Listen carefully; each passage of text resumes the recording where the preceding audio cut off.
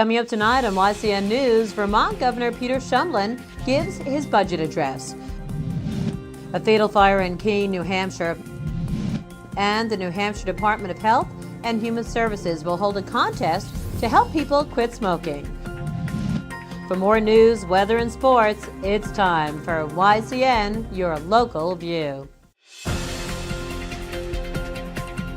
Now, your daily digest of the Dartmouth Lake Sunapee region, southern Vermont, and Windsor County. News, sports, weather, and all that is happening in our area. The news on YCN, your local view. Good evening. It's Thursday, January 15th.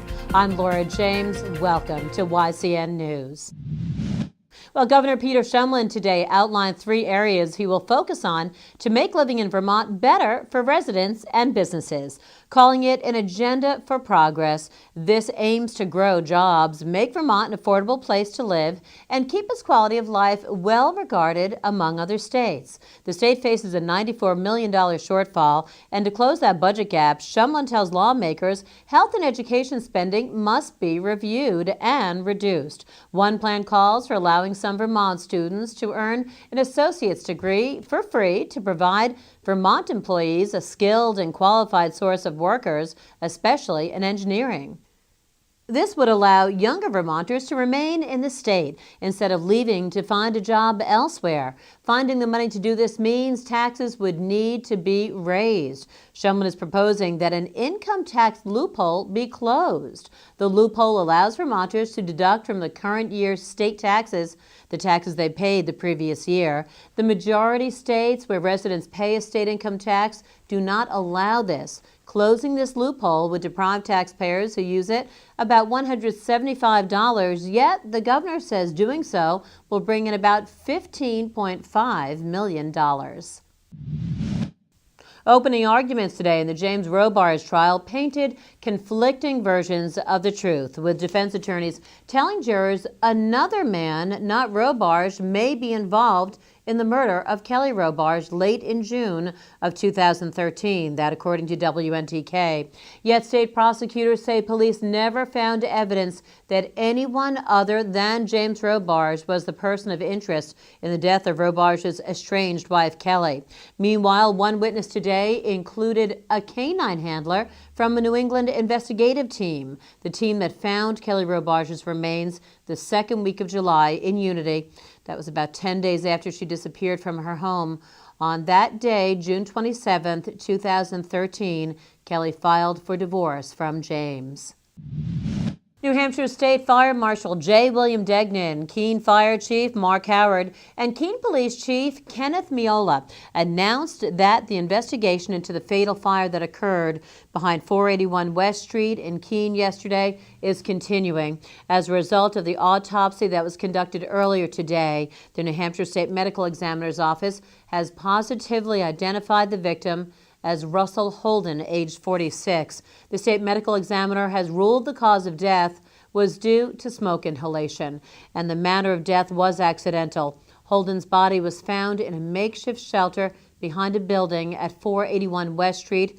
Fire departments were called to that wooded area at approximately 9:25 a.m. yesterday morning for an extinguished fire involving a makeshift shelter. Upon arrival, local authorities located what was left of the shelter and the remains of a deceased male located inside. Preliminary indications are that the fire originated inside the shelter in a burn barrel and subsequently spread to the rest of the structure. And what caused a fire last week at the Ascutney Mountain Base Lodge still remains unknown. That, according to Vermont officials. The January 8th fire destroyed the building. West Windsor, Vermont town officials continue in their plan to repurpose the property. After the break, we'll learn about a statewide contest that may help people quit smoking. The YCN News continues in a moment. Welcome back to YCN News. I'm Laura James. In response to concerns from New Hampshire residents, U.S. Senators Kelly Ayotte and Jeanne Shaheen and Representatives Andy Kuster and Frank Ginta are calling for an open and transparent process before any final decision is made regarding the route for Kinder Morgan's proposed Northeast Energy Direct project. In letters to Kinder Morgan Public Affairs Director Alan Four and Federal Energy Regulatory Commission Chairman Cheryl LaFleur, the delegation urged Kinder Morgan and regulators to allow Granite Staters ample opportunity to express their views about the proposed pipeline and work with all stakeholders to address the concerns of affected communities as the permitting process for the project continues. On December 8, 2014, Kinder Morgan filed a New Hampshire power line alternative route with the Federal Energy Regulatory Commission. The new proposal shifts much of the pipeline out of northern Massachusetts, where it was originally planned, to southern New Hampshire. Specifically, the new proposed route would impact the following towns and cities in New Hampshire: Winchester, Richmond, Troy, Fitzwilliam, Rindge, New Ipswich, Greenville, Mason, Milford, Brookline, Amherst, Merrimack, Litchfield, Londonderry, Hudson, Windham, Pelham, and Salem. The New Hampshire Department of Health and Human Services is launching a contest with a hard-hitting media campaign called Dear Me, New Hampshire. The contest was announced this week and is being promoted in order to motivate New Hampshire residents to quit tobacco. The campaign's call to action is "No one can make me quit but me." Now, it started out as conversations with New Hampshire residents wanting to quit smoking or using other tobacco products. The contest asks residents, if you wrote a letter to yourself about quitting, what would it say? Those who see or hear the statewide campaign will be encouraged to write a letter to themselves with their personal reasons to quit tobacco and have a chance to enter the contest by filming their own Dear Me video. Entrants can compete in a Dear Me New Hampshire campaign and feature their own personal story about wanting to quit tobacco. If you'd like to enter the contest and share a letter, just go to trytostopnh.org. Regardless of how you heat your home heating costs are not low. But if you live in the state of Vermont and you use firewood as your sole heating source, there's a deadline you want to take note of. The Department of Forest, Parks, and Recreation has a lottery which can help you heat your home in future winters. But you'll have to hurry. Your chance to entering the state's firewood lottery ends this week. The deadline to enter is Friday. That's tomorrow night at midnight. The state will have 38 lots that it will give out to individuals looking to cut their own wood. For a fee of just $30, lottery winners will be allowed to harvest 3 cords of wood. The state says even though the price of fuel oil for heating is lower this year, there still has been a lot of interest. Paul Frederick is a forester with the Vermont Department of Forest, Parks, and Recreation. He specializes in wood utilization and says the price of oil had been so high that a lot of people have either gone back to burning wood or have converted to wood, at least partly, in heating their homes. He added that cutting down and chopping the wood is often more work than people think, but many return to do it again. So far, about 500 people have applied to enter this year's lottery. If you'd like to be a part of the lottery, online, just go to vtfpr.org. And if you don't have internet access, no worries. You can give a call to 802-828-1531. Well, it seems the latest craze in healthy drinks comes from a tree we are familiar with here in the Twin State region.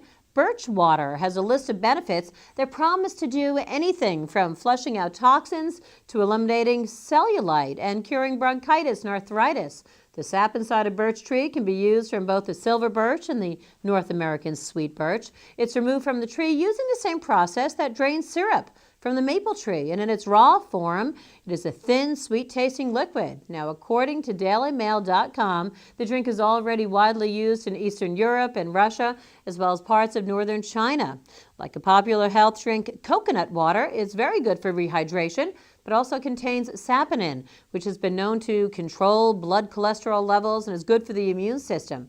The Concord Monitor reported that the popularity of beverages made from birch, coconut water, maple water, even cactus water is rising.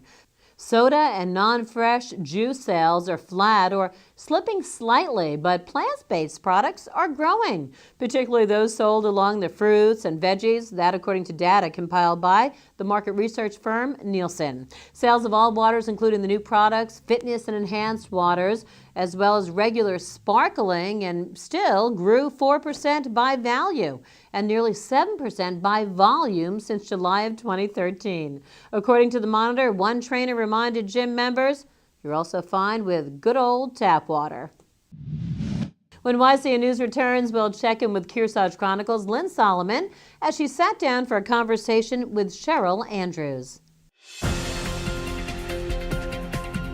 The YCN News continues in a moment. Welcome back to YCN News. Let's find out how our end of the work week forecast is looking. Thanks, Laura. Tonight will be mostly cloudy with a low around 12. On Friday, a 30% chance of snow is expected before 1 p.m. Highs will be near 23. Friday night will be partly cloudy with a low around -5. The wind chill may bring it down to -14. Saturday should return to mostly sunny skies with a high near 15. And Saturday night will be mostly cloudy with a low around 8 degrees. Let's now take a look at this week's Snow Country Report with Hallie O'Brien. Snow Country Snapshot is brought to you by Bubba's Bar and Grill in Newbury, New Hampshire. Hallie O'Brien here with Jason Bain of Okemo in Vermont. Jason was just showing me around all of the new fun stuff they've got going on. The Sunburst 6. It's the 6-pack high-speed bubble chair with heated seats. Oh yeah, it's the only one of its kind in North America. It gives a whole new hue to the mountain. It's like an Instagram filter built right into the chairlift. Plus, you got some new stuff going on with your terrain parks. Yeah, we got Snow Park Technologies building our park this year. The same folks who brought you the US Open and the Detour. Should be really fun. Just come check it out. Park skiers and riders can tackle 3 different terrain parks at Mount Sunapee with 32 features. Ragged Mountain has a new high-speed quad chair at Spear Mountain. The 3 long major trails, Cardigan, Flying Yankee, and Showboat, are all open from that quad. And Pat's Peak celebrates Diversity Day from 3 to 9 Monday. Pay one low price for skiing and snowboarding, tubing, rentals, and lessons. Look at this. 1, 2, 3, 4, 5, 6, 7, 8, 9, This is what it's all 10. about. Dedication right here. Oh my. Look at that. Now tell me, what time is it? What time is it? Okemo time! Let it glow, let it glow. That's right, Okemo is letting it glow with their first ever laser show on Sunday night. Start fun, start free. This is your chance to learn to ski or snowboard for free at Bromley. It's first come, first serve, so make your reservations and learn on their state-of-the-art terrain-based learning area. I'm Hallie O'Brien, signing off from Okemo in Vermont. We'll see you next week. Thanks, Hallie. Let's turn to our YCN community calendar. Tomorrow, check out the new Play Festival at Briggs Opera House in White River Junction from 7:30 p.m. to 9:30 p.m. There will be astronomical observing in Hanover at the Shattuck Observatory from 8 to 10. And on Saturday, attend a jazz performance of Clarence Penn and his quartet at the Vermont Jazz Center at 8 p.m. Don't forget to view our full calendar online at ycnnow.com/calendar. Now it's time for YCN Sports. Yesterday there were some boys and girls basketball games as well as boys hockey. In a very exciting boys basketball game, Sunapee defeated Pittsfield with only a 2-point difference. The final score was 63-61. Sunapee's record is now 2 wins and 4 losses. In girls basketball, the Sunapee Lakers dominated Pittsfield 60-26. In boys hockey, Kearsarge and John Stark Hopkinton fought hard. Unfortunately, John Stark took the lead 3-2. Kearsarge will travel next to Manchester this weekend. Thanks, Matt. When YCN News returns, we'll join Lisa Cannell and John O'Connor. They'll have a preview of the political year. The YCN News continues in a moment.